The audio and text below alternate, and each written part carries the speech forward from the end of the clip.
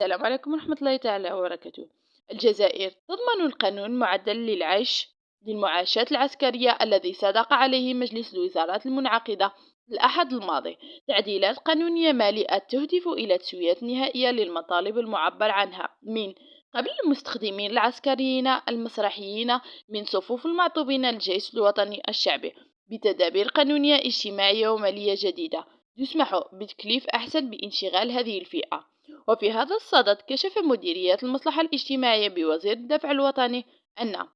التعديلات المدرجة على هذا القانون الذي حظى بمتابعة دقيقة من قبل رئيس الجمهورية وقائد الأعلى القوى المسلحة ووزير الدفع الوطني ورئيس أركان الجيش الوطنية أو الوطني الشعبي، تتضمن تدابير قانونية واجتماعية ومالية تسمح بتحقيق ديمومية نظام التقاعد العسكري والمحافظة على حقوق التقاعد لمستخدمين الوزراء وكذا الاستجابة لانشغالات وأعضاء ذو الحقوق بهدف تخفيف الضغوطات الاجتماعية في الفضاء العام والسماح بتكلف أحسن بانشغال العسكرية السابق. وتندرج أيضا هذه التدابير ضمن المسعى يهدف إلى مواكب النظام التقاعد العسكري للتحول العميق